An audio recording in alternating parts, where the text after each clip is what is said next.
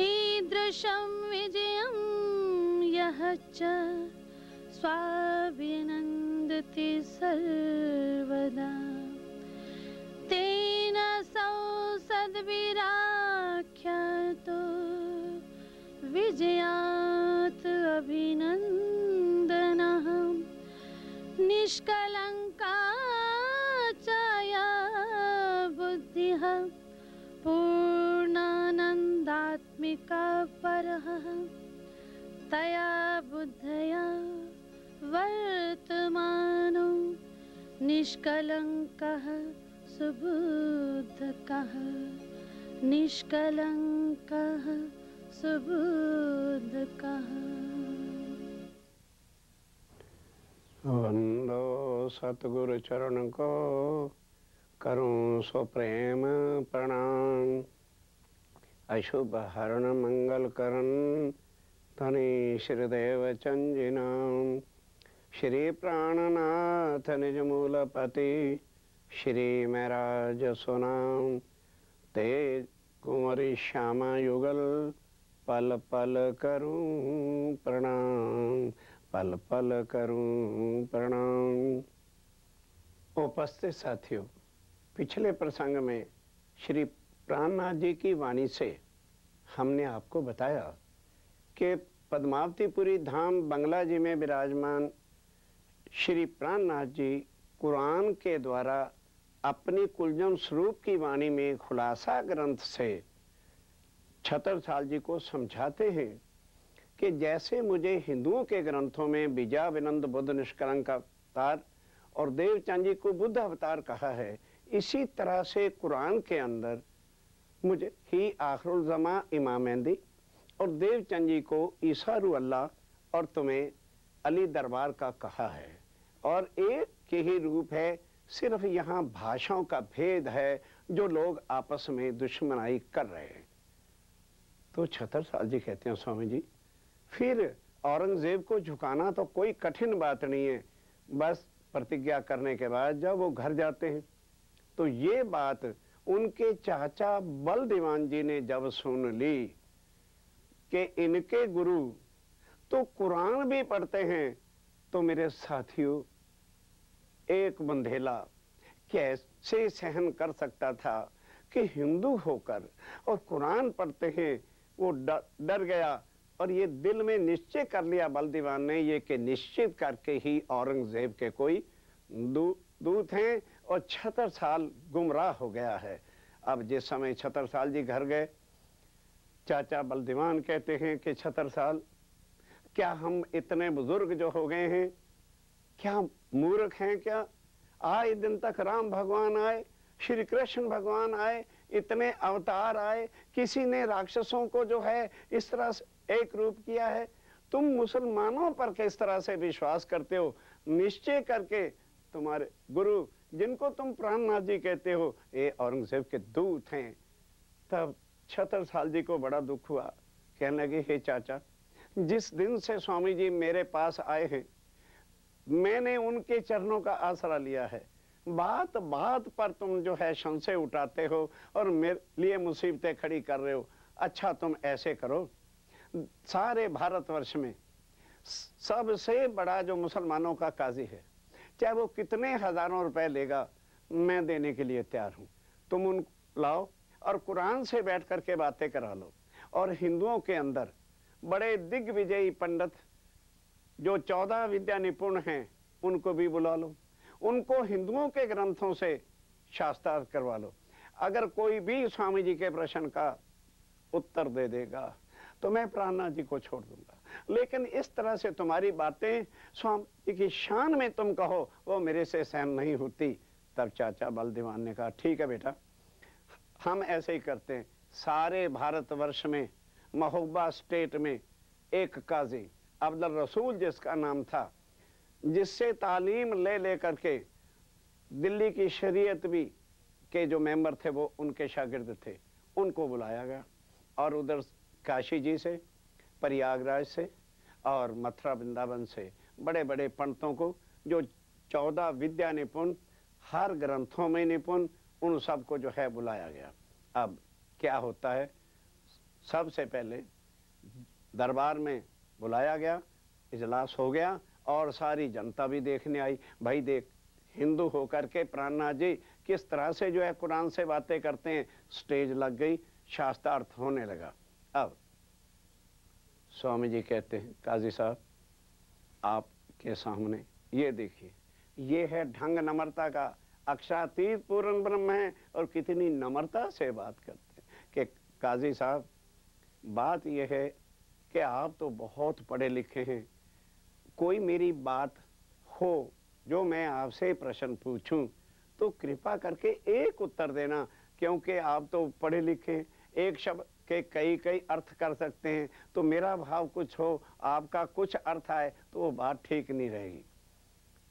काजी साहब ने ऐसी बात सुन के अपनी इंसल्ट, बेइज्जती समझी और 76 साल को कहने लगे, 76 साल किनको सामने बिठा दिया।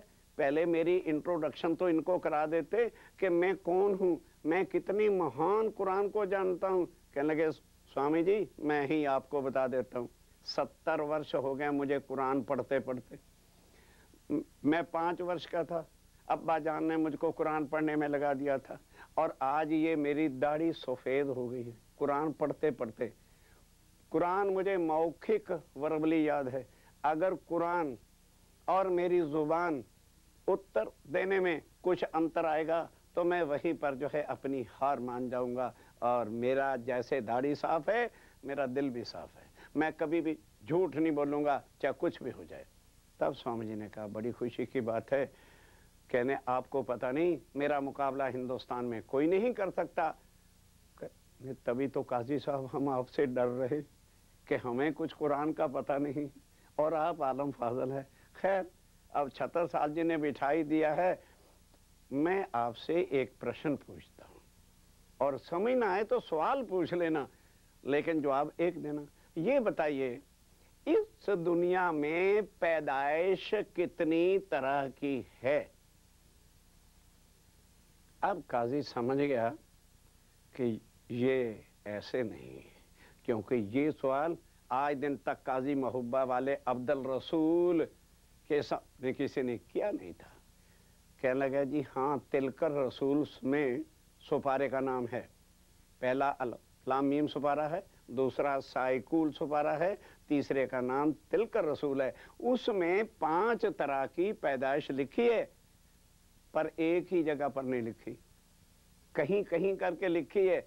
अच्छा, तो मुझे कहते मैं कोई ज़्यादा आपसे शास्त्रार्थ नहीं करने आया, सिर्फ एक ही बात, आपस में मुलाकात हो जाए। अब ज़रा आप ये बताइए, इसके बाद मैं सवाल नहीं करूँगा, आप उन 5 पैदाइशों में से किस में से हैं और 5 तरह की पैदाइश क्या क्या है?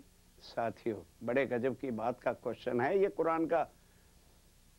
तो ये तो उसको पता नहीं चला, इतना तो पता था कि 5 तरह की पैदाइश है। स्वामी जी कहते हैं, घबराओ नहीं, हम बता देते हैं। पहली पैदाइश है कुन की, दूसरी पैदाइश है 1 हाथ की, तीसरी पैदाइश है 2 हाथों की, चौथी पैदाइश है मूल इब्तदा की और 5वीं है खिलकत की। कहते हैं हाँ हाँ ठीक है। अब्दुल रसूल कहते हैं ठीक है।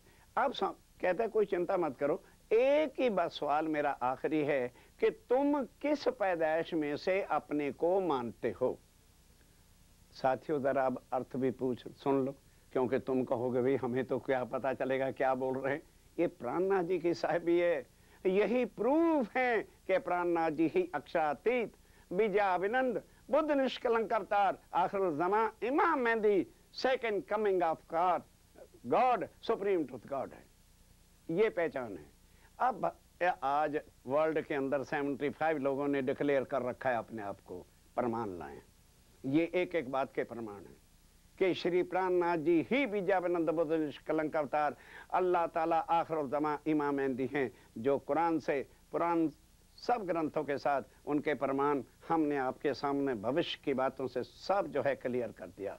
अब कुन कहते हैं, जो हिंदुओं के अंदर कहते हैं एको अस्मि बहुश्याम, ये फानी दुनिया का बनना जो बन करके मिट जाती है। एक एक चीज की तरफ जरा ध्यान दीजिए। और एक हाथ की पैदाइश क्या है कि मोहम्मद साहब पहले एक ऐसे रसूल थे जिन्होंने पूर्ण में परमात्मा अल्लाह ताला की मुलाकात का जिक्र किया कि मैं मिल के आया हूँ, मैंने उनका अर्श देखा है, मैंने उनकी सूरत देखी है और 11वीं सदी में आएंगे। उनके सिवा अब उनको हुक्म हुआ था कि 30,000 हरूफ शरीयत ले जाकर दुनिया में जाहिर करो। तो उन्होंने शरीयत तो की, तरीकत और शरीयत का ज्ञान दिया, हकीकत और मार्फत का ज्ञान हुक्म नहीं था।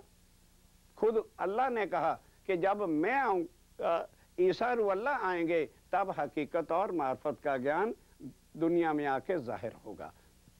वो हुक्म नहीं था। अब मोहम्मद साहब के कलमे से जिन्होंने खुदा पर विश्वास लाया है वो एक हाथ की पैदाइश है, अधूरे। क्यों? शरीयत और तरीकत, जब तक हकीकत और मार्फत का सजदा बजाएगा नहीं कोई, तब तक परम धाम में जा सकता नहीं है। इसलिए जो है, अब कई मेरे हिंदू भाई समझ रहे होंगे जी ये शरीयत, तरीकत, हकीकत, मार्फत क्या है? कर्मकांड, उपासना, ज्ञान और विज्ञान, बिल्कुल एक ही चीज है। भाषा की लड़ाई है मेरे भाइयों, हटा दो तो एक परमात्मा की पहचान तुम सबको आज हो जाएगी। आइए, अब एक हाथ मोहम्मद साहब का शरीयत का ज्ञान जिन्होंने लेकर खुदा पर विश्वास लाए और सजदा बजाया। उसके बाद उसके बाद 2 हाथ की पैदाइश। 2 हाथ की पैदाइश क्या है कि सतगुरु देवचंद जी महाराज तारतम तो लाए, लेकिन परम धाम के मूल मिलावे की बातें उस समय नहीं उतरी थी। और वो अब स्वयं पूर्ण ब्रह्म आ करके 5 शक्तियों के स्वरूप से अपनी जो है बात को जाहिर किया। तो हकीकत और मार्फत का ज्ञान सुनकर जिन लोगों ने उन पर यकीन ला करके चरण पकड़े और आज भी पकड़ रहे हैं, वाणी से निजानंद संप्रदाय में आ रहे हैं, वो 2 हाथ की पैदाइश है। भव से पार होंगे, अखंड हो जाएंगे। अब मूल इब्तदा कौन है? जो परम धाम से आत्माएं उतरी हैं, जिनकी खातर पार ब्रह्म को यहाँ आना पड़ा। मूल खिलकत अपने मूल परम धाम से। और अब खिलकत क्या है? वो है मूल इब्तदा। अब है मूल खिलकत, अर्थात अक्षर ब्रह्म भी जो यहाँ आते हैं, कूटस्थो अक्षरा, उनका सत्अंग स्वरूप, सत्ता की शक्ति के स्वरूप, उनकी जो आत्मा आए हैं उनको खिलकत का स्वरूप कहते हैं। ये हो गया। अब स्वामी जी ने प्रश्न किया कि काजी साहब सिर्फ एक ही, अभी पहली मुलाकात है ना, फिर मिलेंगे तो और कुरान की बातें करेंगे, जरा ये बताइए आप 5 में से किस में से हैं? अब अब्दुल रसूल के तोते उड़ गए। क्यों? अगर कहता है कि मैं कुन से हूं, कुन का मतलब ये दुनिया है, तो दुनिया तो महाप्रलय में लय हो जानी है, फानी दुनिया है, तो उसको अर्श अजीम मिलने वाला नहीं। और आगे की जो 4 चीजें हैं मेरे साथियों, आज भी सारा विश्व पड़ा है। जाओ किसी भी मेरे मुसलमान भाई काजी मक्का मदीने वाले से पूछ लो, कोई नहीं बता सकता। प्राणनाथ जी की वाणी के बिना, तारतम ज्ञान के बिना, निजानंद संप्रदाय में आए बिना कोई भी इन बातों के भेद आपको बता दे तो हमारा एड्रेस तो आपके पास आ ही गया है। लिखो, आओ, निजानंद आश्रम रतनपुरी और निजानंद आश्रम बड़ौदा गुजरात। आ जाओ, बैठ के बातें करो, अपने संशय मिटाओ, ताकि ये समय हाथ से ना तुम्हारा चला जाए। प्राणनाथ जी आए हुए पार ब्रह्म में, फिर बाद में पश्चाताप करोगे। तब अब आगे का कुछ सुध आती नहीं थी। अब वो काजी था सारे हिंदुस्तान का, वो जानता था कि ये बातें अल्लाह ताला के बिना कोई कर सकता नहीं है। उसी वक्त उठा और चरणों पे गिर गया और कहता है, चाचा जिसको तू छदर साहब जी का गुरु मान बैठा है, यही आखिरुल ज़मा इमाम मेहदी अल्लाह ताला हैं, कुरान में लिखा है। इन बातों के मैंने अल्लाह ताला के बिना कोई खोल नहीं सकता, यही आखिरुल ज़मा इमाम मेहदी हैं। अब वो हैरान हो गया चाचा बलदीवान कि ये कैसे हो सकता है। कहने लगे, तुम घबरा के बोल रहे हो, अगर ये बात सच्ची है तो कुरान सिर पे रख के तू कसम खा। हालांकि ये बात अब्दुल रसूल को चुभी तो बड़ी, इतना बड़ा काजी हो और उसको ये शब्द कहा जाए कि तू कुरान उठा के कसम खा, लेकिन सच्चाई के वास्ते ये होते हैं काजी सच्चे, सच्चाई के वास्ते। उसने कहा कि अच्छा चाचा, अगर तू मेरी आखिरी परीक्षा लेना चाहता है, इम्तिहान लेना चाहता है, तो ले, मैं कुरान सिर पे रख के कसम खाता हूं, अगर मैं झूठ मारूं तो इसी कुरान की मार मेरे मरे लगे और मैं यहीं पर मेरा बेड़ा गर्क हो जाए। अब कुछ बोलने की गुंजाइश बाकी नहीं थी साथियों। काजी, औरंगजेब का काजी, जिस समय शरीयत इतनी सख्त थी, और आज तुम्हें क्या तकलीफ है? आज तो कोई शरीयत नहीं, आज तो कोई तुम्हारे ऊपर दंड नहीं, सिर्फ सोचने का दंड है।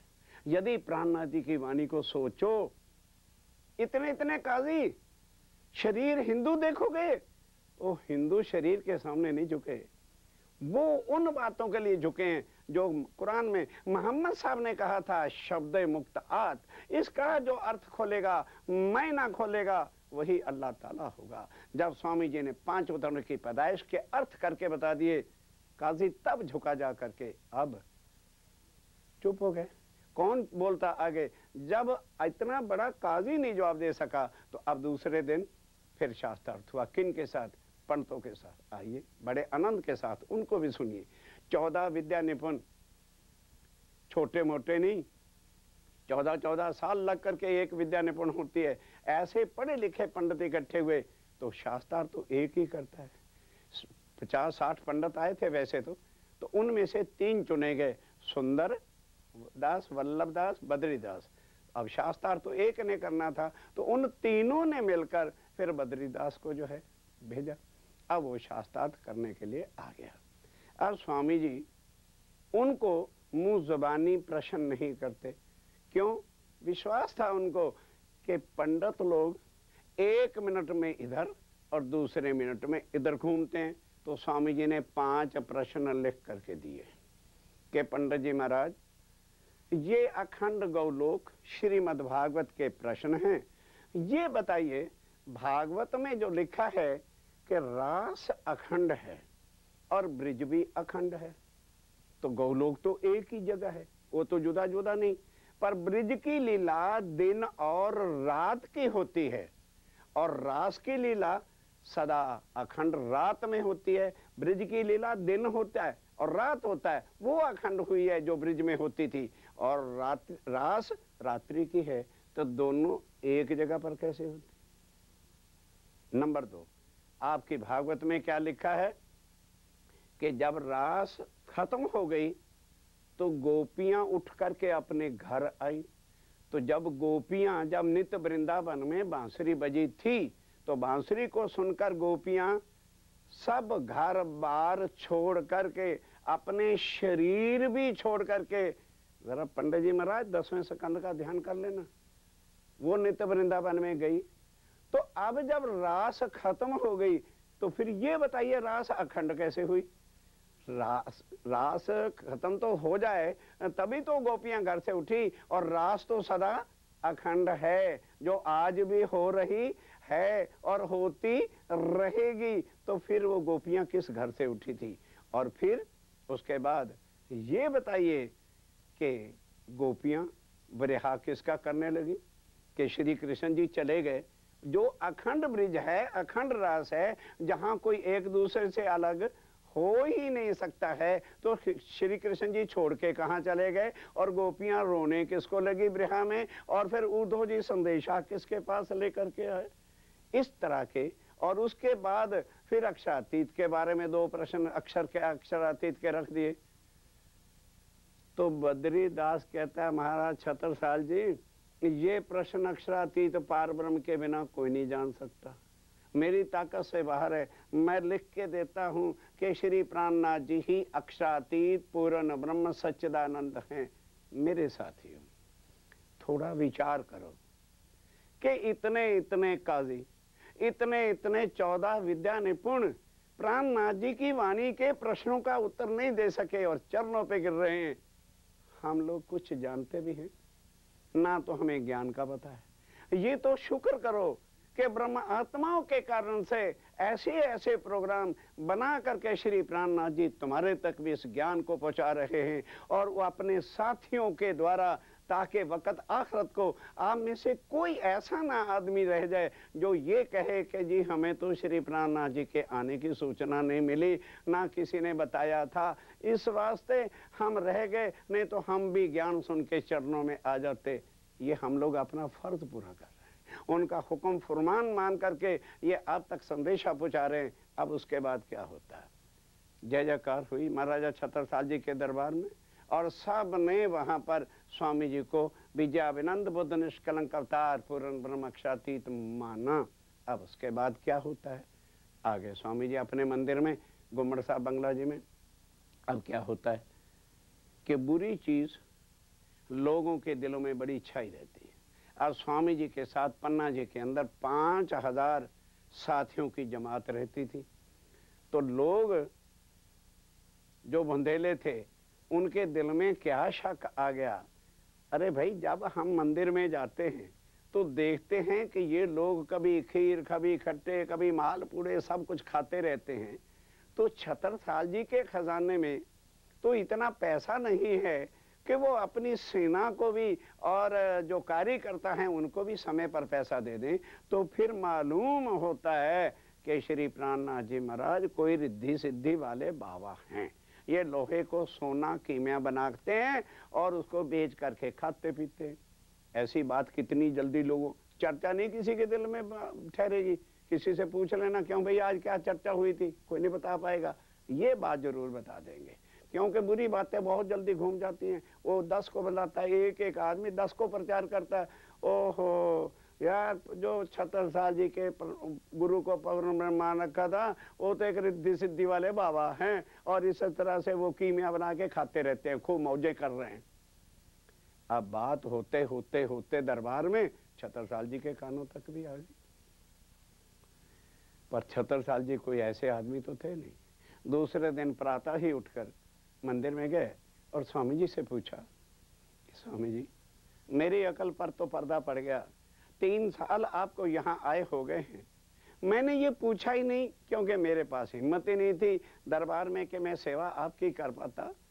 और आज कृपा करके मुझे ये बता दो ये खर्चा आ कहाँ से रहा है। स्वामी जी कहते लालदास हुंडियाँ लेके आओ।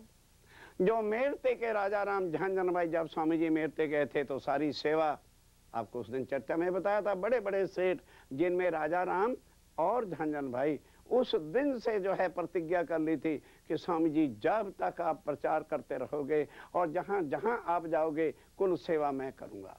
तो वो दोनों भाई मिल करके तब से ही 5000 जमात का खाना पीना, वस्त्र, स्वामी जी के भूषण इत्यादि जो खर्चा लाखों रुपए का पड़ता था। क्यों, जब उसने चाबियां राजा राम झंझन भाई ने मेरते में चरणों में रख दी थी तो स्वामी जी ने कहा कि लो भाई अब हमारी तरफ से कारखाने चलाओ, घर के बच्चों को पालना खाना, लेकिन अधिक जितना भी बचेगा वो सुंदर साथ की सेवा में लगाना। उस राज्य महाराज के आशीर्वाद से 1 से 21 उसके कारखाने हो गए और उस दिन से वो सेवा कर रहा है छत्रसाल जी को। जब सारी हुंडियाँ रख दी, सारा हिसाब सामने रख दिया, अब आप ही बोलो छत्रसाल जी के दिल पर कितना दुख आया कि मेरे घर मेरे धनी आए हुए हैं और सेवा बाहर से आ रही है। दुखी होकर के घर चले जाते हैं। और जब चाचा को पता चला कि ये बात हो गई है तो चाचा आया, कहने लगे छत्रसाल दुखी क्यों होते हो, ये क्षत्रियों के लिए क्या बंधेलों के लिए रोने की बात है, वीरता तेरे हाथ में है, विजय तेरे हाथ में है। तो ऐसे कर, स्वामी जी ने तुम्हें हुक्म दिया था ना, तो स्वामी जी को तो हाथी के ऊपर बिठाकर राजा बना और आगे तो सिपा सलार बन के खुद चल और सेना अपनी को साथ रख। मारना नहीं किसी को, लेकिन क्या कर, राठ, खड़ौत, जलालपुर, तीन जो छोटी स्टेटें, इनके राजाओं को पकड़ और पकड़ करके वहाँ के पंडितों को और काजियों को इकट्ठा करके स्वामी जी के साथ शास्त्रार्थ करवा। जब वो हार जाएंगे तो राजा को आदेश दे देना कि अब जजिया टैक्स जो औरंगजेब को देते हो वो नहीं भेजना और वो सारा जो है स्वामी जी की सेवा के वास्ते मेरे पास पन्ना में भेजो। इस तरह से अपनी सब काम हो जाएगा, खजाने का काम भी हो जाएगा और स्वामी जी की सेवा भी होगी। छत्रसाल कहते हैं चाचा तुम्हारी जुबान पर विश्वास कौन करे, तुम लोग बढ़ के कहते कुछ हो, करते कुछ हो, निकलता कुछ है, होता कुछ है, लिख के दो तो मैं ये काम भी करने के लिए तैयार हूँ। छत्रसाल जी ने चाचा बलदीवान से रिटर्न ले लिया कि आज के बाद जितना भी धन आएगा वो सब चौथा हिस्सा बराबर स्वामी जी की सेवा के लिए जाएगा। तब छत्रसाल जी ने सेना को तैयार किया, हाथी सजाया खूब आनंद मंगल के साथ, और स्वामी जी को जाके चरणों में विनती की कि हे धनी, अब मुझे जो है आप अपनी सेवा बख्श दो। तो स्वामी जी क्या कहते, अच्छा कल सुबह आना घोड़े को साथ लेके, आपको सेवा बख्श देंगे। तब क्या हुआ, कहा कि लो आज घोड़े पे अब चढ़ जाओ और शाम तक जितना पन्ना के चारों तरफ दौड़ सकता है घोड़ा दूर तक दौड़ा लो, बस शाम को आना। अब छत्रसाल जी घोड़े पर सवार हो गए और सारा पूरा 52 किलोमीटर तक दौड़ करके आए। और उसके बाद स्वामी जी ने आशीर्वाद दिया, जा छत्रसाल, जहां जहां तेरा घोड़ा दौड़ा है ये धरती जब तक सृष्टि रहेगी हीरा बख्शेगी। मेरे साथियों, पन्ना में जो हैं माइंस नहीं हैं, ये स्वामी श्री प्राणनाथ जी की आशीर्वाद दिया हुआ है कि आज भी धरती हीरा उगल रही है, वो प्राणनाथ जी का आशीर्वाद है। उसके बाद अब छत्रसाल जी क्या कहते हैं, स्वामी जी मैं हीरे बेचकर आपकी सेवा नहीं करूंगा, मैं क्षत्रिय हूँ, आपने मुझे ये हाथ बख्शे हैं, ताकत बख्शी है, आप हाथी पे सवार हो जाओ, मैं बड़े बड़े राजाओं के स्टेटों पर कब्जा करूंगा, तलवार से नहीं, आपकी वाणी का प्रचार करते हुए और बड़े बड़े राजाओं के पंडितों और काजियों को इकट्ठा करके आपके सामने झुकाऊंगा, शास्त्रार्थ कराऊंगा। तो इस तरह से साथियों पहले दिन ही राठ, खड़ौत, जलालपुर तीनों राजाओं को पकड़ा, उनके काजियों और पंडितों से शास्त्रार्थ करवाया। उनसे जब शास्त्रार्थ में कौन उत्तर देता अक्षरातीत की बातों का, तब स्टंप लगवाई कि लिखो प्राणनाथ जी ही अल्लाह ताला हैं। इस तरह से औरंगजेब के पास चिट्ठियां जाने लगी और इस तरह से महाराजा छत्रसाल जी ने इंदौर, उज्जैन और उधर जो है रीवा तक सब कब्जे कर लिए 52 स्टेटों पर। और स्टेटों पर कब्जा करने के बाद जितने राजा थे सब टैक्स औरंगजेब को नहीं भेजते और उसके बाद जो है महाराजा छत्रसाल जी के खजाने में आने लगी। तब से महाराजा छत्रसाल जी ने कुल सेवा अपने जो है कंधों पर ले ली और खूब आनंद मंगल के साथ किसको जाहिर किया, कृष्ण अक्षरातीत नहीं, मेरे साहेब पूर्ण परमात्मा, जो स्वामी जी ने वाणी में कहा है, नर नारी बूढ़ा बालक जिन इल्म लिया मेरा बूझ, तिन साहिब करके पूजा, यही अर्श का गुज। प्राणनाथ जी कहते हैं जिन्होंने मेरे अर्श की वाणी के गुज भेदों को समझ लिया है वो मुझे पहचानेगा कि मैं किसी एक पक्षपाती परमात्मा नहीं हूँ, मैं एक साहिब हूँ और सारी दुनिया का मालिक हूँ। इस चीज तरह का प्रचार महाराजा छत्रसाल जी ने भैया सीताराम को, बाबा दयाराम साहब को और बड़े बड़े महान जो संत उस समय साथ थे उनको स्वामी जी के प्रचार के वास्ते जगह जगह भेजा और खूब जो है आनंद मंगल के साथ प्रचार हुआ। अब उधर औरंगजेब कांप जाता है कि मेरे सारे आधे राज के ऊपर जो है छत्रसाल ने कब्जा कर लिया, किन की शक्ति से, किन के आशीर्वाद से, किन की मेहर से, वो स्वामी जी से। वो तो अल्लाह ताला मेरे घर चल के आए थे और मैं उनकी जो है पहचान नहीं कर सका। अब उधर औरंगजेब, क्योंकि आपको बताया था छत्रसाल जी ने प्रतिज्ञा ली थी और कि मैं उनको पकड़ के झुकाऊंगा। अब औरंगजेब का अपमान होकर अपना राजपाट छोड़कर आजम को चिट्ठी लिखकर जो है जंगलों में चला जाता है ढूंढने के लिए। वो जो है अब प्रसंग हम आपको अगले विषय में, अगला चैप्टर जब शुरू होगा प्रसंग हमारा, उसमें बताएंगे कि औरंगजेब कैसे चिट्ठी लिखता है और आज उसका प्रमाण क्या है, ये आगे बताएंगे।